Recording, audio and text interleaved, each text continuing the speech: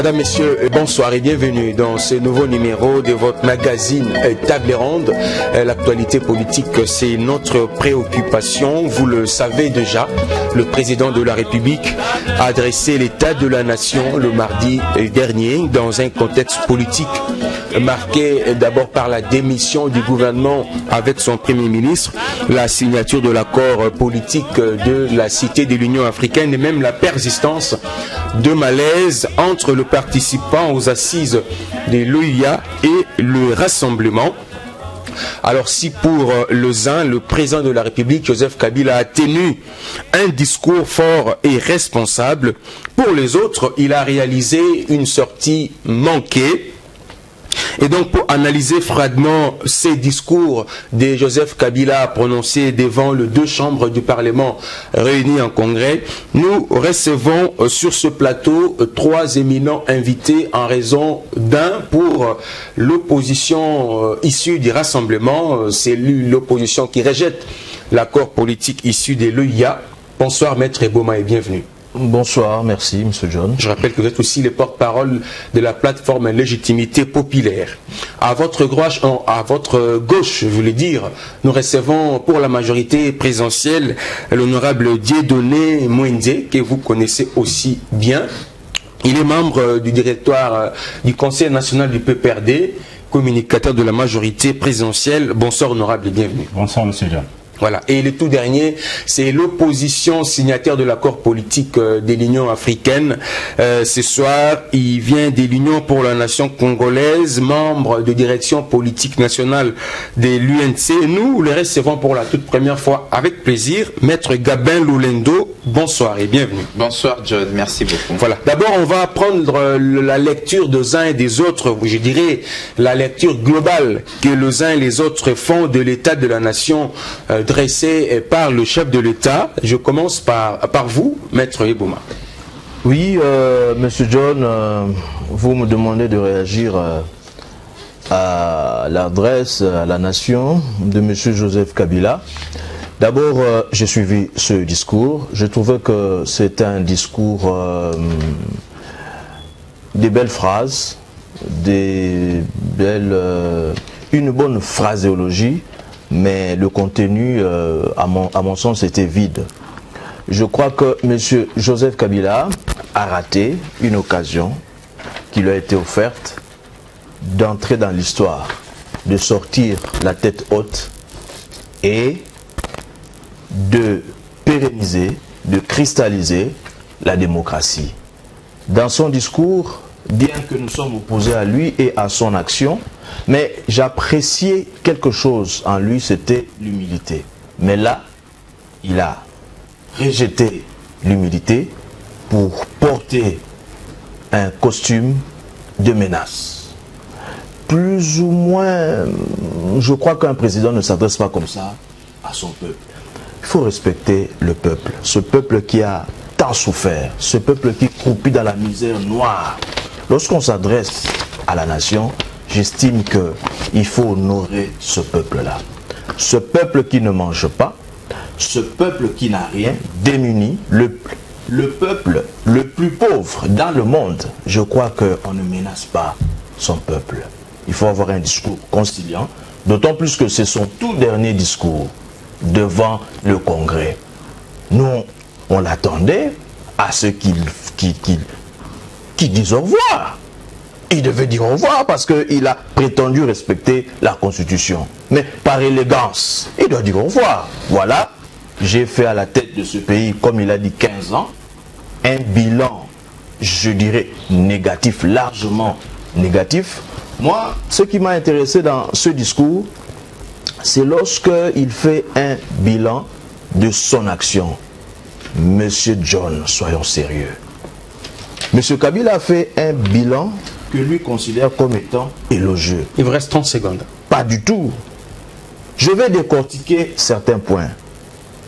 Dans l'aspect judiciaire, dans quel état se trouve le pouvoir judiciaire au Congo? Les magistrats pleurent. La justice au Congo, je suis fort de le dire, a un sérieux problème.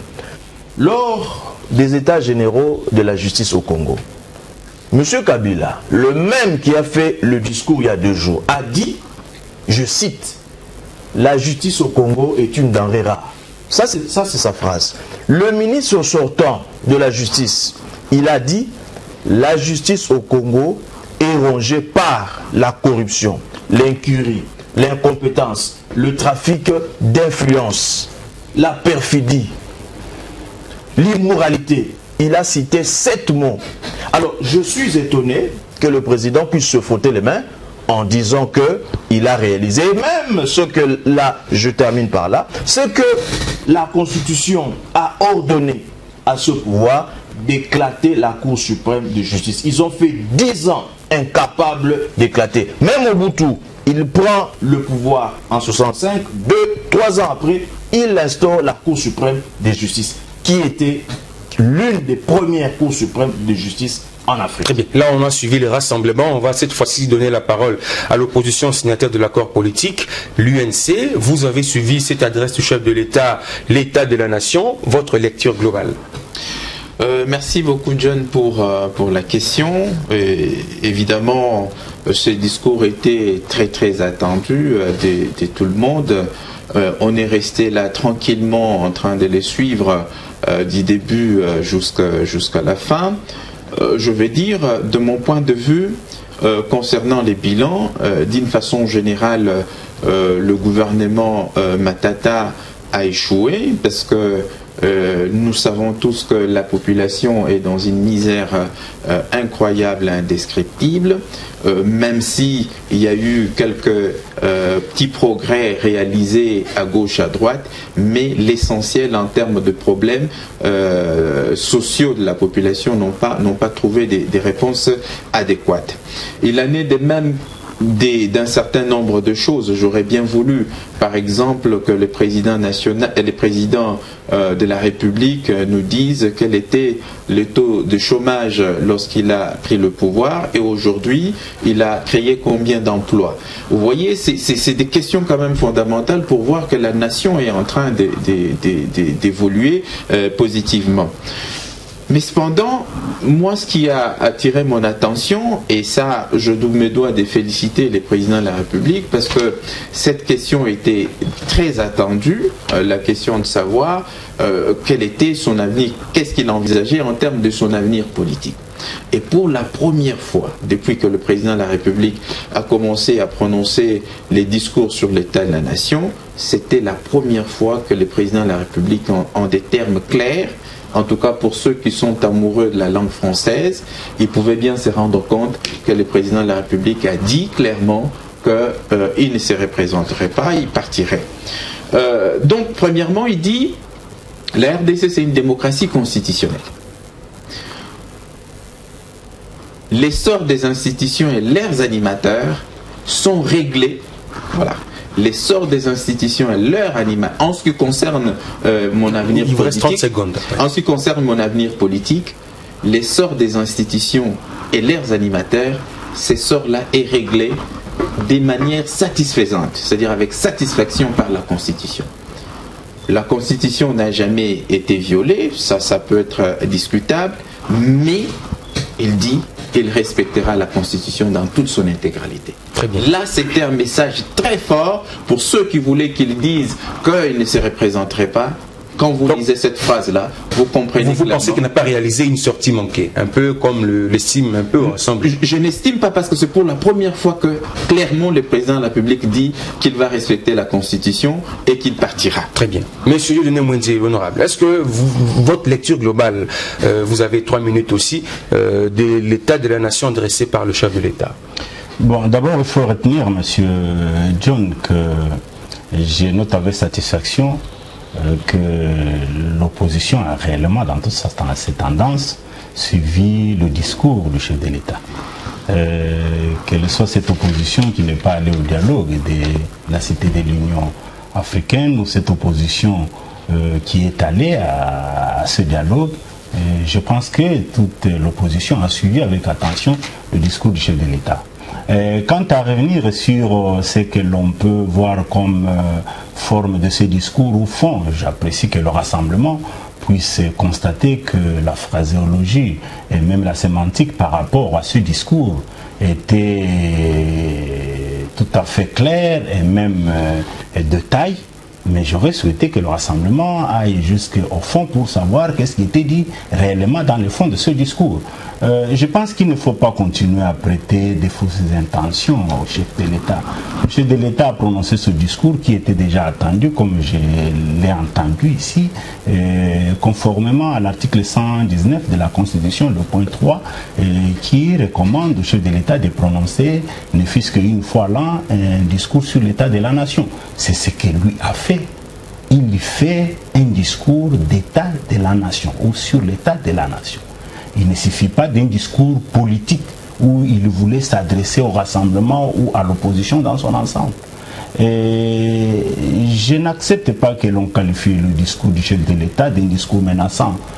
Puisqu'il faut avouer qu'il y a des amis qui toujours profitent de la petite occasion pour essayer de monter au créneau, de jeter des pierres sur Joseph Kabila, le président de la République. Hier, au rassemblement, ils ont tenu immédiatement, je parle de mardi dernier, ils ont tenu immédiatement une réunion autour de leur leader. Et ce que je n'ai pas apprécié, c'est que dans la première résolution de leur communiqué de presse, ils disent que le discours du chef de l'État avait un ton agressif. C'est ce que M. Bouma a repris aussi en puisqu'il s'est contredit, il a dit qu'il a toujours connu l'humilité dans le chef de Joseph Kabila. Il l'a dit. Et pour une fois, Joseph ne peut pas changer. Donc les tons agressifs se trouvent ailleurs. Je crois que c'est au rassemblement où on a les tons agressifs. Joseph Kabila n'a pas de ton agressif. Il a parlé convenablement. Je sais ce qui a froissé nos amis du rassemblement. Il vous reste 30 secondes. Oui, je sais ce qui a froissé nos amis du rassemblement. C'est le fait que Joseph Kabila puisse revenir sur l'attitude actuelle des animateurs de ce groupement politique. C'est-à-dire la volonté de vouloir prendre en otage le peuple congolais pour des besoins tout à fait partisans, pour des intérêts tout à fait égoïstes. Je crois que c'est ça qui a un peu froissé nos amis du rassemblement. Mais ce qui est vrai que le discours du chef de l'État était bon quant à sa forme et même à son fond. Alors, le discours du chef de l'État a relaté tout ce qui peut se passer. Tout ce qui s'est passé depuis 15 ans. Jusqu'à ce jour, le discours du chef de l'État a comparé. J'ai entendu parler des taux de chômage. Lisez le discours du chef de l'État. Il a donné les taux de chômage vers les années 2001 quand il prenait le pouvoir. On va prendre le deuxième tour. Je termine, s'il vous plaît. Vous savez, je réponds à deux opposants, donc j'ai besoin assez suffisamment de temps pour répondre convenablement. Et les téléspectateurs ont besoin aussi d'entendre. Je voulais qu'on répare. Alors, je termine tout de suite. Donc, le chef de l'État, en dehors de ce bilan qu'il a fait, depuis 2001 jusqu'à ce jour, soit 15 ans, le chef de l'État a parlé également de toute la situation économique qu'il a trouvé depuis 2001 jusqu'à ce jour, des réalisations qui sont faites depuis ce temps-là jusqu'à ce jour, et il a même projeté l'avenir. Le sort des institutions, c'est déjà réglé. Le chef de l'État, heureusement, on va en parler d'ailleurs aussi. Il reconnaît ça. Le chef de l'État a été clair. S'il ne l'a pas dit en des mots voulus par le rassemblement, ça c'est leur affaire, mais il a utilisé les mots qu'il... Le deuxième tour de table, ça va partir de vous pour terminer chez Maître Bouma. Manifestement, la médiation de la Senco, le chef de l'État est revenu sur ça pour favoriser l'adhésion du rassemblement à l'accord politique accouché d'une souris, cette médiation. Alors, est-il envisageable aujourd'hui, l'honorable, de préserver la paix et la sécurité en RDC sans le rassemblement? Non, c'est la préoccupation de tout le monde de rechercher la paix dans ce pays avec tout le monde aussi, y compris le rassemblement. Mais que voulez-vous, à l'impossible, il n'est tenu. Le rassemblement a son agenda caché. C'est ça le problème. C'est aussi ça parmi les points qui fâchent le rassemblement.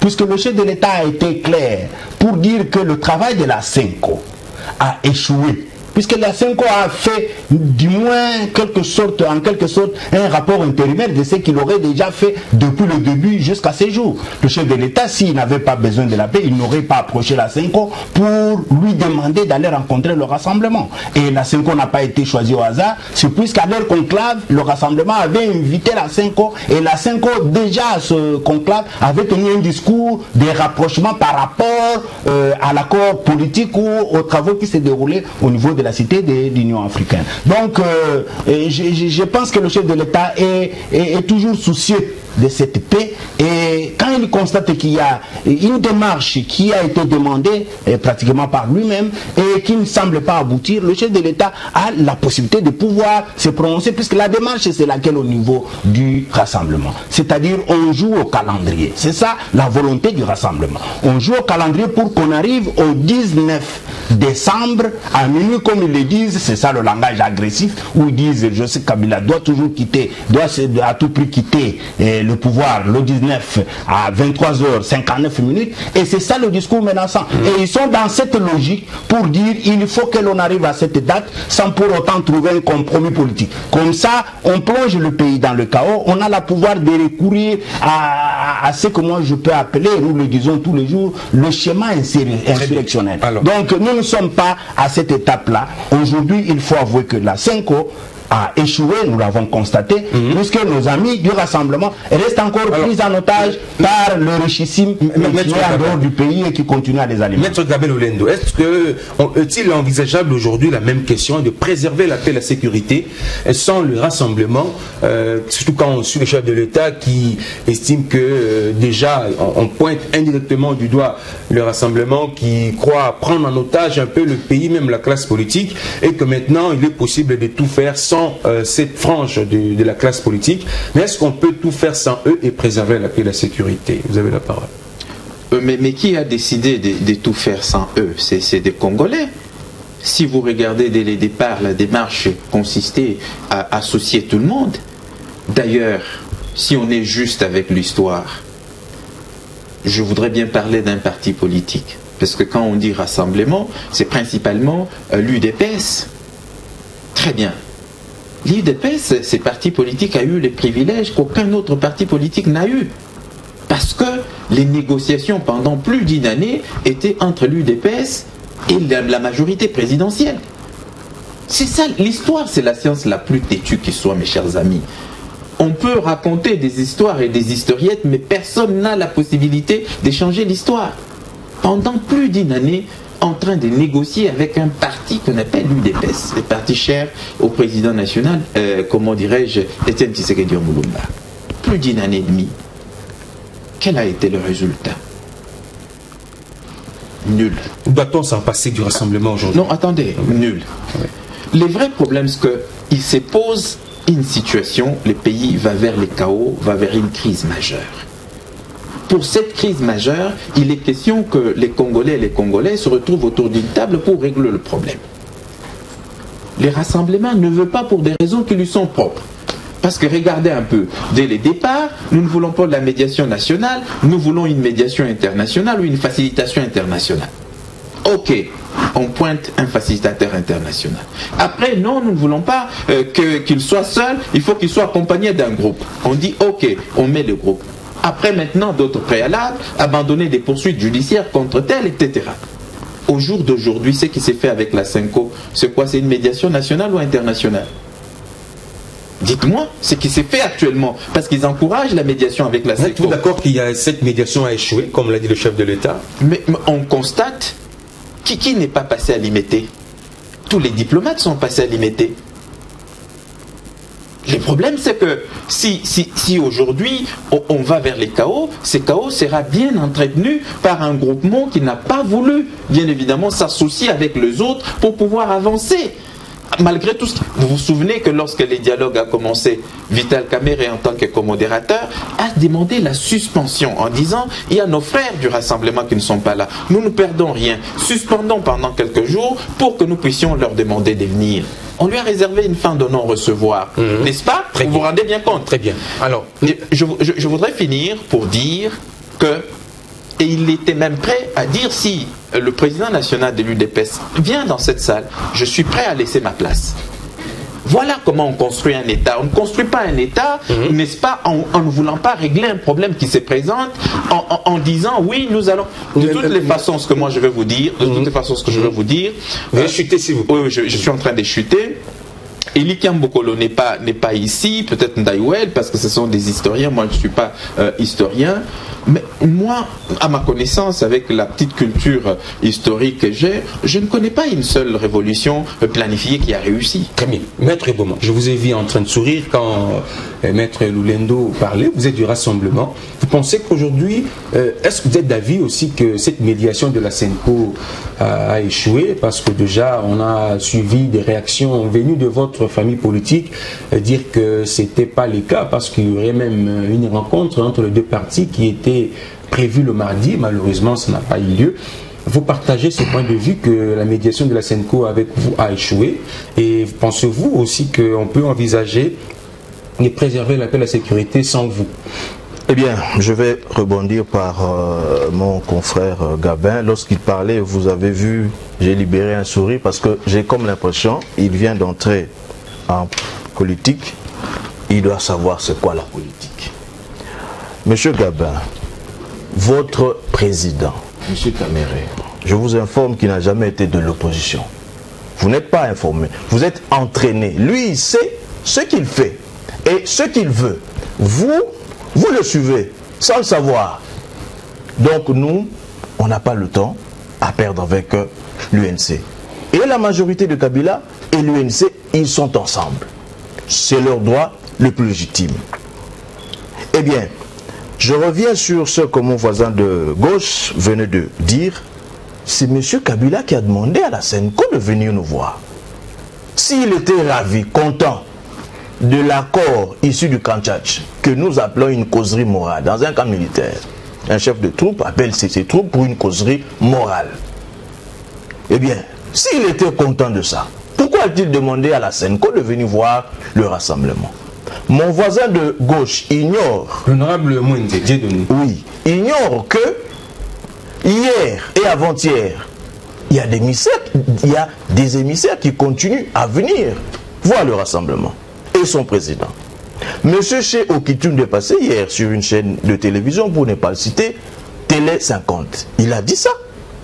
Il y a des émissaires, que lui n'est pas informé. Il faut vous informer avant de parler au nom de la majorité. Moi, je sais de quoi je parle. Et tout à l'heure, nous avons une réunion à limiter. Pour nous, Monsieur John, lorsqu'ils ont peur de la Constitution, parce que cette Constitution interdit à M. Kabila de dépasser la date du 19 décembre. Pour nous, nous nous en tenons à la Constitution de ce pays. Eux, ils ont la force, ils ont les armes, les chars de combat qu'ils mettent dans la rue pour tuer le peuple. Nous n'avons que la Constitution et le peuple. Donc, qu'on ne vienne pas nous raconter des histoires tendant à faire croire aux gens qu'il y aurait un homme riche au sein du rassemblement qui a pris l'UDPS et tout le monde en otage. Il reste 30 secondes. Cet homme riche-là, c'était lui le bailleur de fonds de leur parti politique. Leur départ a créé de la pauvreté. Et vous savez, Francis Kalombo nous révèle ceci. Il dit tous les cadres de leur parti politique se rendaient régulièrement à Lubumbashi pour faire de la mendicité. Maintenant que Moïse est parti, c'est un grand trou dans leur camp. Donc, il est libre de faire ce qu'il veut avec ses biens. Est-ce que vous pensez que le rassemblement est indispensable dans la quête de solutions? Le rassemblement. Indispensable. Le rassemblement. 20 secondes, Maître Beaumont. Le rassemblement, nous disons ceci. Il y a eu un point de presse, il y a eu un communiqué officiel qui est sorti en disant que la SENCO est venue nous voir.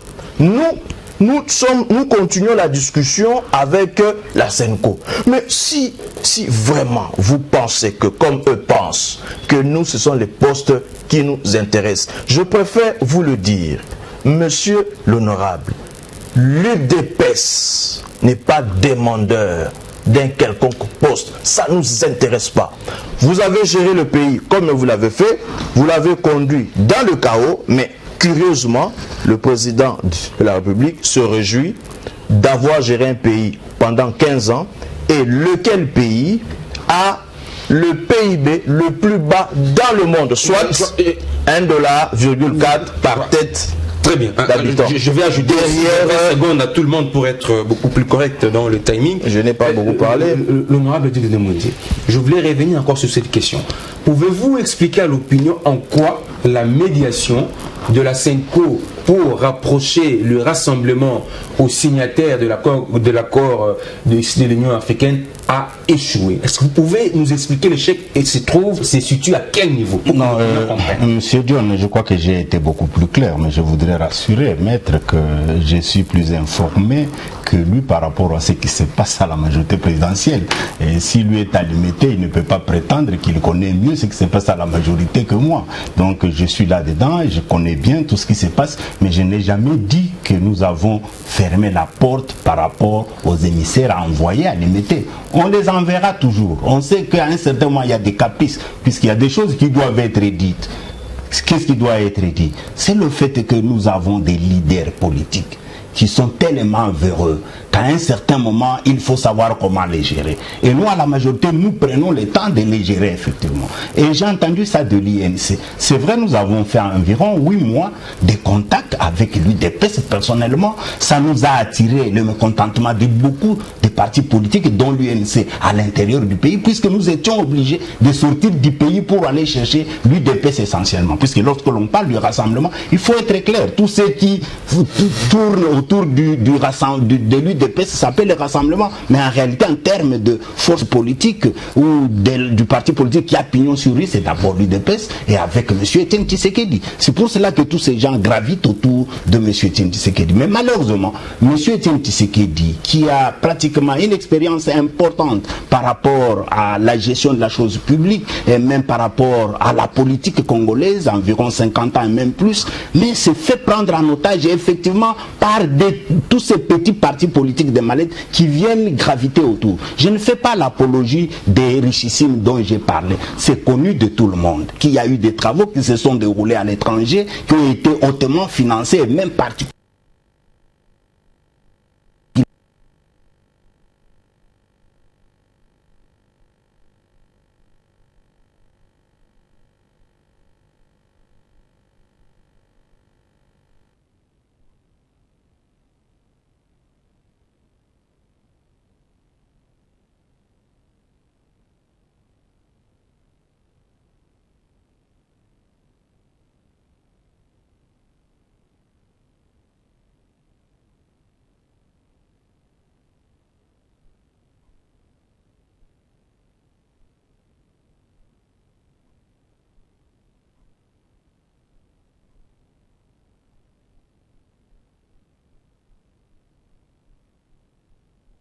Au 19 décembre, sans compromis politique. Et le chef de l'État a constaté que ça, c'est un échec, puisque tous les jours, s'il faut attendre, le pays ne va pas marcher. Nous avons attendu, s'il vous plaît, nous avons attendu en 2003, lorsqu'on formait le gouvernement d'union nationale ici avec la formule M+4. M. Etienne Tshisekedi, dans son hôtel à Sun City, climatisé. Il disait, lui, le poste, c'est lui et pas quelqu'un d'autre. Zaïdi Ngom a pris le poste, le pays a marché jusqu'en 2006 et nous avons organisé les élections. Aujourd'hui, ils disent qu'ils sont chantres de la Constitution. En 2006, ils ne se sont pas fait enrôler, ils n'ont pas participé au référendum par rapport à cette constitution. Et c'est pour autant que nous n'avons pas la constitution, nous l'avons aujourd'hui. Ils ne sont pas allés aux élections. Les élections ont eu lieu en 2006. Nous avons eu une mandature de 2006 à 2011. Donc c'est vous dire que même si aujourd'hui ils peuvent se mettre à l'écart, c'est vrai que nous les reconnaissons dans ces schémas de nuisance par rapport à la paix politique, puisque vous savez que les mécanismes sont ceux-là. Le pays va continuer à marcher. Donc la CENCO continue à faire son travail. En dehors de la CENCO, nous utiliserons encore d'autres émissaires qui nous soient rassurés qu'ils viendront toujours chez eux, mais nous voulons lever les préceptes et s'il vous plaît, nous voulons lever ce qu'on peut appeler les astuces ou bien les raisons fallacieuses pour que le monde entier comprenne que le rassemblement est dans un autre schéma et qu'en réalité il n'est pas dans le schéma du dialogue. Maître Gabin, est-ce que vous, l'opposition signataire de l'accord politique, parce que les choses semblent aller dans le sens de faire sans peut-être le rassemblement, serez-vous en mesure en tant qu'opposition de résister à la pression d'une frange de l'opposition réunie autour du rassemblement pour faire appliquer sans l'accord politique que vous avez signé ensemble avec la majorité présidentielle? John, je voudrais d'abord rebondir sur des propos qui ont été tenus tout à l'heure par Maître Michel. Lorsqu'il dit qu'on vient d'entrer en politique, on est traîné. Non, monsieur. On ne vient pas d'entrer en politique. Il faut connaître l'histoire des uns et des autres. S'il nous était permis de parler de nous en termes des CV sur le plan politique et sur le plan professionnel, je pense que les gens pourraient bien se taire. Nous ne venons pas d'entrer en politique, on n'est pas traîné. On est bien conscient, on pense que c'est beaucoup plus responsable pour l'Union, pour la nation congolaise, d'aller dans ce sens-là. Le vrai problème, c'est que dans ces pays, vous pensez que quand vous avez toussé, l'UDPS a toussé, tous les autres doivent tousser. Une fois que quelqu'un n'a pas toussé comme vous, il est indexé des kabylistes. Nous voulons vous dire que l'étiquette d'opposants n'est pas attribuée à qui que ce soit par l'UDPS. On est bien désolé. Nous voulons l'unité de l'opposition, mais nous ne voulons pas la pensée unique. Quand vous êtes en erreur, acceptez que vous êtes en erreur. Personne ne détient le monopole de la vérité. Il est aussi clair que cela. Deuxième aspect des choses, c'est que si on était content, mais pourquoi on est venu vers l'UDPS si on était content du dialogue? Ici, on est à la recherche d'un large consensus. Nous estimons que le dialogue a été inclusif parce que personne n'a été exclu de ces dialogues, mais parce qu'il s'agit de la chose publique, ce que nous voulons, c'est obtenir un large consensus. C'est pour cette raison qu'il n'est jamais tard de pouvoir contacter les autres pour les amener parce que ce pays nous appartient à nous tous. Autre aspect de choses, les ridicules devraient tuer. Vous dites qu'ils ont peur de la Constitution. Vous êtes respectueux de la Constitution avec les régimes spéciaux? Encore que quand on essaie de voir les articulations de ces régimes, mais en d'autres termes, vous devriez vous gêner. Les régimes spéciaux et constitutionnels, vous voulez qu'on ait un débat maintenant, point par point, sur le contenu de ces régimes spéciaux, pour que vous puissiez, pour que vous puissiez me démontrer en quoi il est constitutionnel? Oui, je vais vous aider. Ce n'est pas ça. Le vrai problème, c'est que dites-moi, vous dites le 19 décembre 2016, Kabila part, il est remplacé par qui et comment? Par quel mécanisme constitutionnel? Je vais vous répondre. C'est pour vous dire que vous racontez des histoires, mais quand on entre au fond de l'affaire, eh bien, vous vous rendez compte, vous vous écartez de la Constitution. Regardez, attendez, regardez, la Constitution, c'est aussi les institutions prévues par cette Constitution, notamment la Cour constitutionnelle. Je suis content d'être en face de vous, vous êtes avocat comme moi, très bien, dites-moi. Quel est l'organe prévu par la Constitution? Parce qu'on a l'impression que lorsqu'on parle de la Constitution, c'est l'article 64, c'est l'article 69, c'est l'article 70, c'est l'article 75. Mais la Constitution, c'est les organes prévus par la Constitution. Lesquels? Lorsque un organe prévu par la Constitution, lorsqu'un organe prévu par la Constitution, oui, en interprétation, oui, de cette Constitution, oui, vous dit, oui, que le président reste en place jusqu'à l'installation effective d'un autre président, oui, élu. Oui. Vous faites quoi? Tout en sachant que, en vertu de l'article 168 de la Constitution, oui, les arrêts rendus par la Cour constitutionnelle ne sont pas susceptibles de voie de recours, oui, et s'imposent à tout le monde. Oui. C'est aussi ça la Constitution. Vous avez le courage de répéter ça? Nous voulons en conclusion dire, nous voulons cheminer avec tout le monde. Mais il est clair que si, pour une raison inavouée, avec un accord peut-être secret que vous avez avec Moïse Katumbi, moyennant certainement des espèces sonnantes et trébuchantes, oui, parce que rien aujourd'hui ne démontre, rien ne démontre ces mariages précoces entre l'UDPS et comment Moïse Katumbi, si ce n'est l'amour de l'argent. Vous prenez tout le monde comme des idiots et des gens qui ne réfléchissent pas. Je savais pour commencer par cette question. Oui. Les uns et les autres ont dit, c'est que ont dévoilé leur position, vous aussi, du rassemblement. Mais comment entrevoyez-vous la situation politique en RDC après les 19 décembre? Tout le monde va répondre à cette question. Je commence par vous. Ok, d'accord. Je vais rebondir sur ce que mon confrère venait de dire ici. Il s'est présenté comme un avocat. Lorsqu'un avocat parle, un avocat est maître du droit. On ne dit pas n'importe quoi. Lorsque vous parlez de l'arrêt de la Cour constitutionnelle en interprétation, l'avez-vous déjà lu? Oui. Je vais vous en lire le dispositif. Je l'ai lu.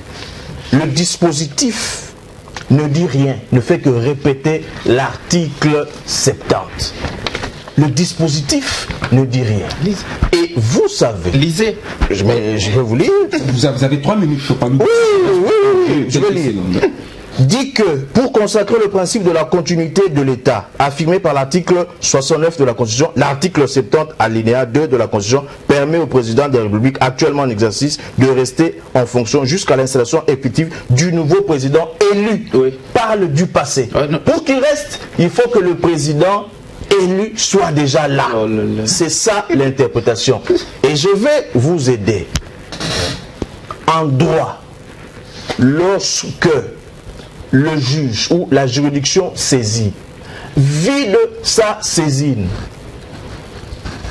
la demande est irrécevable.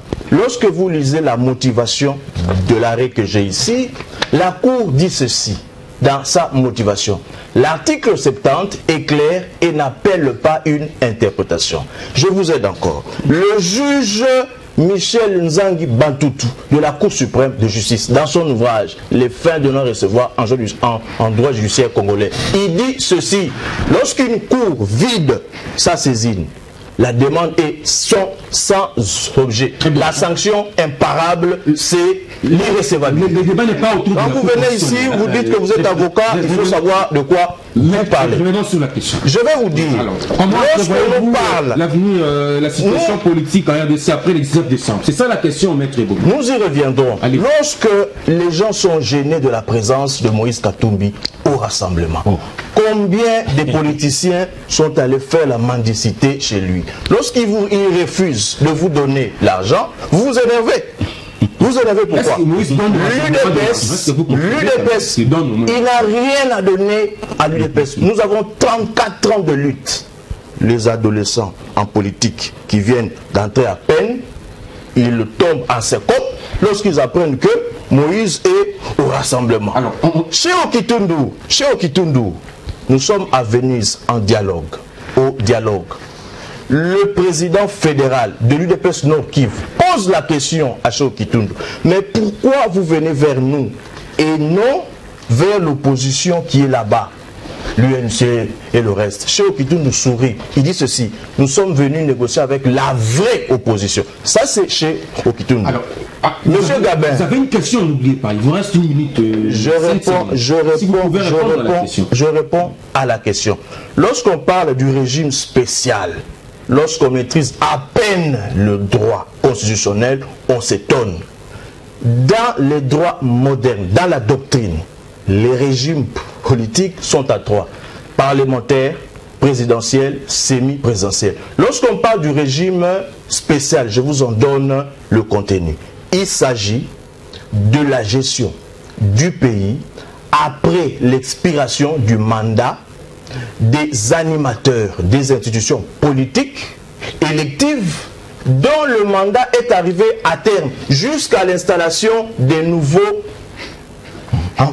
mandataires. Voilà la définition du régime spécial que vous semblez n'est pas. Je vais vous arracher la parole parce que vous avez déjà épuisé votre vous semblez n'est pas. Je vous accorde 10 minutes pour répondre à la question. Comment le rassemblement entrevoit la situation politique en RDC après le 19 décembre? Monsieur John, après avoir suivi les discours du chef de l'État.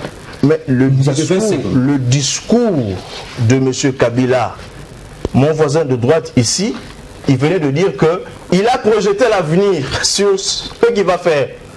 Cela veut dire que M. Kabila n'a pas du tout l'envie de respecter la Constitution. Je suis étonné qu'aujourd'hui, ceux qui viennent d'adhérer à la majorité mécanique disent que c'est la première fois qu'ils disent que je vais respecter la Constitution. C'est faux, monsieur. Il a dit en 2013, ils n'ont jamais respecté la Constitution. Pour nous, je termine. Allez-y. Pour nous, monsieur Kabila Joseph, le 19 décembre, 23h59, il doit libérer le palais de la nation. Très bien. L'honorable Mwende, après avoir suivi le chef de l'État, comment vous, de la majorité, entrevoyez-vous, contrairement au rassemblement, la situation politique en RDC après le 19 décembre? Monsieur Dion, c'est ça ce que nous appelons le discours agressif. Vous l'avez entendu, et plusieurs fois tous les communiqués le disent. Le 19 décembre à 23h59, Joseph Kabila doit libérer la présidence. Ça, c'est ça le discours agressif. Non, il n'est pas agressif. Que l'on ne peut pas trouver, non s'il vous plaît, que l'on ne peut pas trouver dans le chef du président de la République. Non, s'il vous plaît. Et je pense que la question est claire et je vais y répondre. J'ai vu comment Maître a souffert pour y répondre, puisqu'il n'a même pas donné la réponse claire à votre question. Il ne faut pas penser que le fait que le chef de l'État ait recouru à la Cinco paraît être une faiblesse, ni dans son chef, ni dans le chef de la classe politique congolaise en général, encore moins dans le chef de la majorité présidentielle. Non. Le chef de l'État, comme je vous ai dit, il est garant de la nation. Il sait ce que coûte la paix, puisque vous ne savez peut-être pas que coûte la paix. Nous savons le passé de vos leaders qui sont aujourd'hui dans le rassemblement. Il y a ceux qui sont là depuis, oui je connais, il y a ceux-là qui sont là depuis plus de 50 ans. Nous connaissons leur passé en termes de gestion et en termes de moralité. Mais ce que moi je voudrais dire, c'est quoi? Non, s'il vous plaît, on ne vient pas ici citer les personnes, j'ai entendu citer beaucoup de personnes, même si vous faites la mendicité à quelqu'un. Il ne faut pas croire que nous, ça va nous faire mal. Ça ne nous fait pas mal. Vous êtes habitués à faire de la mendicité, vous pouvez continuer. Nous, on ne fait pas de la mendicité. Nous, on s'occupe de la gestion du pays et on s'occupe de pouvoir préserver la paix dans le pays. Donc, il faut comprendre que même quand vous faites l'interprétation de l'arrêt 262 du 11 mai dernier, non, moi je crois qu'il faut, vous dites que vous êtes maître, mais il faut éviter de faire une interprétation erronée qui est beaucoup plus entachée de la passion politique par rapport à la passion scientifique. Si vous mettez la passion scientifique, je vous ai entendu lire la résolution de l'arrêt, si vous mettez la passion scientifique dans cette lecture, vous vous rendrez compte, et vous direz ça aux téléspectateurs, que réellement la Cour constitutionnelle a bien dit le droit. Et d'ailleurs, on vous a rappelé l'article 168, je ne suis pas du droit, mais je comprends bien le droit, et que même certains maîtres qui sont autour de ce plateau, il faut savoir que la Constitution nous interdit puisque par rapport à l'article 168, les arrêts de la Cour constitutionnelle ne sont pas susceptibles d'un recours quelconque. Et ils sont immédiatement obligatoires et exécutoires. Et ils sont opposables à tout le monde, y compris à vous en tant qu'individu, et y compris le rassemblement, votre plateforme. Je vais vous dire la nuance. Donc c'est vous dire que là c'est clair, nous ne pouvons pas y revenir. Quand vous parlez du régime spécial, c'est anticonstitutionnel, puisque vous ne dites pas ce régime sera plutôt géré avec quel texte légal. Vous ne le dites pas, puisqu'en principe, un régime spécial que vous tenez à imposer à partir du 19 décembre, ce régime spécial est contraire à la Constitution. J'ai l'exemplaire avec moi, malheureusement vous n'avez même pas l'exemplaire de la Constitution. J'ai la Constitution. Ah non, de 1908 à 2011. Oui, ok. Mais dans toutes ces constitutions, nulle part on vous parle d'un régime spécial que vous êtes en train d'expliquer, puisque le régime spécial, s'il vous plaît, le régime spécial veut dire que l'on gère le pays en dehors du texte constitutionnel. Donc le régime spécial va commander nécessairement d'avoir aussi un texte spécial pour pouvoir gérer cette partie. Et ça ne sera pas possible. Cette situation politique c'est après 19 décembre. C'est ce que j'ai dit. Donc, c'est ce que j'ai dit. Vous pouvez inventer, il n'y a pas de problème. Vous pouvez faire le savant, il n'y a pas de problème. Mais nous tenons à rester dans la Constitution. Cette Constitution qui est le pacte républicain. Nous voulons rester dans la Constitution. Si tout le monde doit se mettre à imaginer, à inventer comme savant, ce pays ne va pas marcher, puisque tous nous pouvons imaginer. Donc, c'est vous dire que le sort des institutions, comme le président de la République l'a dit le mardi dernier, le sort est déjà réglé dans la Constitution, puisque nous sommes une république démocratique constitutionnelle. Avec quels articles? Donc ça veut dire, oui, je vais y revenir. Quant à ce qui concerne le chef de l'État, nous allons recourir à l'article 69 alinéa 3. Qui commande au chef de l'État d'assurer la continuité de l'État en dehors de cette date-là. Ça c'est de 1. De 2, nous allons recourir à l'alinéa 2 de la Constitution qui commande au chef de l'État de rester en fonction jusqu'à l'installation effective du président qui sera élu. Et ensuite, s'il vous plaît, et ensuite nous reviendrons à l'arrêt de la Cour constitutionnelle, l'arrêt 262 du 11 mai, qui dit que le chef de l'État doit demeurer en fonction jusqu'à l'installation. Je termine s'il vous plaît. Pour les autres institutions, j'ai entendu parler du Parlement, j'ai entendu parler des gouverneurs, mais nous allons recourir aux articles qui sont bien connus. L'article 103 alinéa 2 dit quelque chose sur les députés nationaux, 105 alinéa 2 dit quelque chose sur les sénateurs, et l'article 197 règle la question des gouverneurs et des députés provinciaux. Donc nous n'allons pas créer de vide puisque cette question a été déjà réglée. À moins qu'on me dise, comme je l'entends, que l'on veut inventer. Et je me demande si réellement il y a des compétences dans le rassemblement pour pouvoir inventer quant à cette question. Comment entrevoyez-vous la situation politique en RDC? Vous avez suivi vos co-débatteurs, mais vous, comment vous entrevoyez la situation politique en RDC après le 19 décembre? D'abord, je voudrais bien dire que tout le monde peut bien se rendre compte de la confusion sur l'arrêt qui a été rendu par la Cour constitutionnelle. La Constitution et comment la confusion entretenue par Maître Michel. Si vous lisez l'arrêt qui a été rendu, la Cour dit que pour consacrer les principes de la continuité de l'État affirmés par l'article 69 de la Constitution, l'article 70 alinéa 2 de la Constitution permet au président de la République actuelle. Permet au président de la République actuelle. Nous sommes d'accord. En exercice de rester en fonction jusqu'à l'installation effective du nouveau président élu. Attendez, donc le passé. Attendez. Le passé simple. Non, attendez. C'est du français. Le président élu. Oui. Attendez. Il est où? Vous voulez bien vous taire un peu, s'il vous plaît? Nous sommes dans un débat. Nous sommes dans un débat. Vous n'êtes pas habitué au débat? Je suis habitué au débat. C'est comme ça qu'on débat ici. Attendez. À Congo-Ouest. Attendez. Ah, je comprends, vous êtes venu seulement aujourd'hui. Attendez. Il faut voir les habitudes. Je voudrais tout simplement vous dire, il y a un monsieur qui a dit, c'est Dalai Lama, chaque fois qu'on se met à parler, on n'apprend rien. On ne fait que répéter les connaissances que l'on a. Mais quand on se donne la peine d'écouter, il se pourrait qu'on apprenne des choses. Et je pense que c'est ce qui vous manque. On peut faire un débat, mais donner le temps à quelqu'un de parler. Comme ça, vous voyez les arguments qu'il avance. Je vous écoute, je vais vous aider. Je disais que lorsque vous lisez l'arrêt qui a été rendu par la Cour constitutionnelle, appelez même les constitutionnalistes, ils vous diront que les thèses qu'il est en train de développer ici, elles sont fausses. La Cour a dit pour consacrer les principes de continuité de l'État. Parce qu'on ne peut pas concevoir un vide à la tête de l'État, même pour 5 minutes. C'est pour cette raison qu'il y a les principes de la continuité des services publics. Le président de la République doit rester. Parce qu'en réalité, pourquoi la Cour avait été saisie s'il ne se posait pas un problème d'interprétation? Vous vous souvenez qu'il y avait des gens qui estimaient que les présidents ne pouvaient pas rester au-delà des 19, faute d'avoir organisé les élections. Mais comment vous entrevoyez la situation politique après le 19 décembre? Voilà. Donc je veux dire, il y a eu deux interprétations. C'est pour cette raison que la Cour constitutionnelle a dû intervenir pour dire les présidents actuels restent en place. Maintenant, vous posez la question de savoir comment on entrevoit la situation après les 19. Mais il est clair que fort de cet arrêt qui s'impose à tout le monde, y compris à nous, et c'est un organe qui a été mis en place par les constituants lui-même, le président actuel devra rester en place.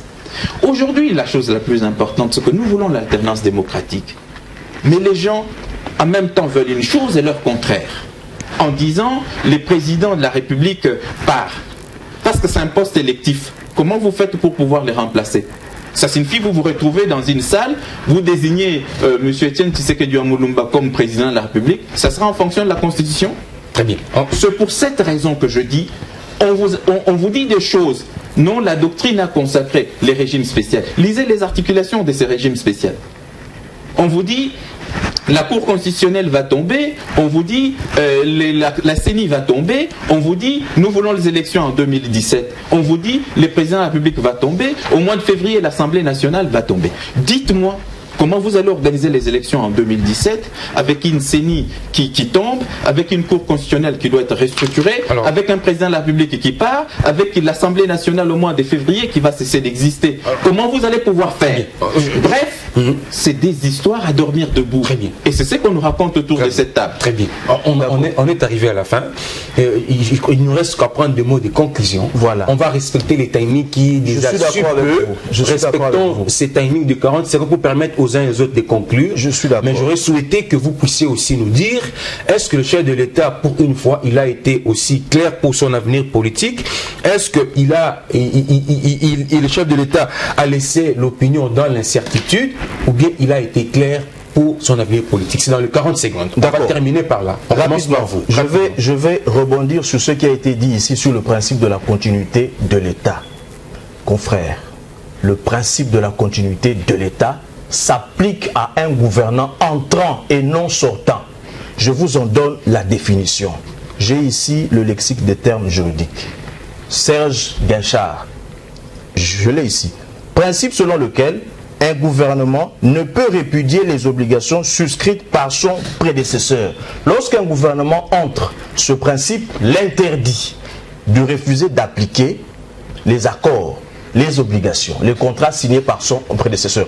Dites des choses que vous maîtrisez. Alors, et je vais vous dire il vous encore. reste 10 secondes. Je serai vraiment En 10 secondes. très rigoureux, je vous assure. Hein, En 10 secondes, terminer. en 10 secondes, vous devez savoir, les arrêts de la Cour constitutionnelle ne sont pas susceptibles de voie de recours. Mais la doctrine, c'est la critique. Ce sont les commentaires des décisions judiciaires qui forment la doctrine, qui est une source de droit. Vous êtes censé le savoir. Pour vous, je crois qu'on a terminé. Avocat. Vous n'avez rien dit sur ce détail clair. Je termine. Non, Monsieur Kabila n'a jamais été clair sur ses intentions. Mais nous, je vous le dis, et je prends à témoin les délégués de la majorité à Venise. Ils nous ont dit que ils voulaient rester pour 3 ans.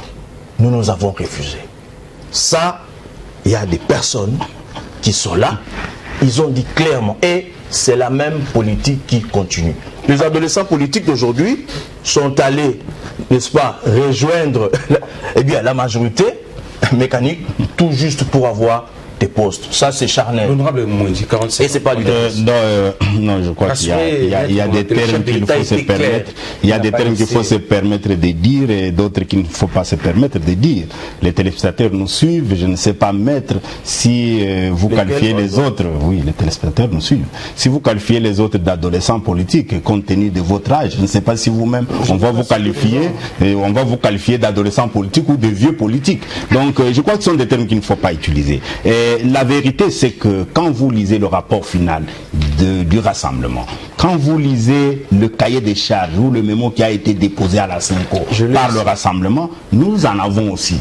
Nous en avons. C'est vous dire simplement que le rassemblement n'a pas l'avantage, tous ces documents de rassemblement n'ont pas l'avantage de nous donner des précisions comme le fait l'accord politique de la Cité de l'Union africaine. Puisque dans cet accord, on fixe plus ou moins l'avenir et on projette l'avenir avec optimisme, dans ce sens que en 2018, au mois d'avril, nous pouvons avoir les élections. Mais le rassemblement parle des élections en 2017 sans pour autant en définir la date. Donc c'est vous dire que c'est simplement flou. Mais je voudrais terminer, je voudrais vous dire simplement, s'il vous plaît, je termine. Le chef de l'État a été clair et on ne peut plus clair quant à ce qui concerne l'essor de toutes les institutions, y compris le sort de l'institution président de la République. Ce n'est pas le problème d'individu Kabila, c'est un problème de l'institution président de la République. Et toutes ces questions sont déjà réglées. Je vous ai cité les articles, article 69, article 70.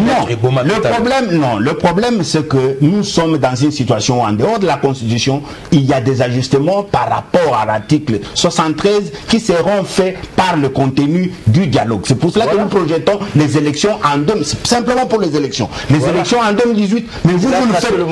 Mais oui, mais ce sont des ajustements par rapport à l'article 73. Non. Mais s'il vous plaît, j'ai terminé. Mais avec vous en Europe, lorsque nous avons commencé les négociations, nous sommes arrivés et nous avons abouti à un accord. Si vous êtes informé, vous m'avez dit qu'au rassemblement vous êtes informé. Êtes-vous informé sur l'accord que nous avons conclu avec le DPS? Quel disait ça? Je vous dis, êtes-vous informé? S'il vous plaît. S'il n'est pas informé, je vais lui dire que le rapport, l'accord qui a été conclu entre l'UDPS et la majorité ne s'éloigne pas très loin de l'accord qui a été conclu à la Cité de l'Union africaine. On termine avec donc ça ne s'éloigne pas. Et d'ailleurs avec eux, on allait même au-delà d'avril 2018. Vous l'avez avec vous. On termine avec donc il ne faut pas faire de problème. Si Kamer est venu à ces travaux et que vous pensez que vous ne devriez pas y arriver puisque Kamer y est présent, on ne peut pas faire des travaux adaptés à vous et à Kamer. Non, on fait les travaux avec toute l'opposition. On termine avec vous. Vous êtes ensemble, non, nous sommes majorité en face de l'opposition qui se scinde dans l'opposition pilotée par Kamer et l'opposition pilotée par M. Katumbi et sa famille biologique. Maître Gabé, vous avez la parole. On termine avec vous. Vous avez 40 secondes. vous êtes ensemble? Non, on n'est pas ensemble. Je voudrais tout simplement dire que les téléspectateurs peuvent bien se rendre compte de la confusion entretenue par mon confrère Michel en ce qui concerne les principes de continuité de l'État. Non, mais la définition est là. Attendez. Les principes de continuité de l'État ne s'appliquent pas seulement aux engagements intérieurs qui doivent se poursuivre, mais les principes de continuité de l'État s'appliquent également à la situation d'un État qui doit absolument continuer avec les animateurs en tête. Attendez. Qui doit toujours continuer dans la mesure où on ne peut pas concevoir qu'un service public puisse être resté vide. C'est pour cette raison qu'en droit administratif, certaines théories, certaines théories ont comment dirais-je, sont nées, notamment la théorie du fonctionnaire de fait, qui voudrait bien évidemment que quelqu'un qui n'a pas la qualité, parce que les services publics doivent être continuels, on a permis que les actes... Je vais vous aider. En droit administratif, je vais vous inviter à vous serrer la main. Il y a le principe. Maître Boma, on doit monter l'émission. On a fini, on doit terminer. On doit finir. Je vais vous inviter, je serai obligé d'arrêter cette émission, Maître Boma, si vous me permettez. Deux choses différentes. On en parlera prochainement. Parce qu'on doit avocat. Attendez, peut-être qu'on pourra organiser un autre plateau spécial. Non, je ne suis pas d'accord. Je comprends simplement pourquoi dans les tribunaux les débats ne terminent pas. Puisqu'il y a ceux qui pensent que les connaissances, ils les utilisent pour nuire les connaissances. Non. Par rapport aux obligations intérieures de l'État,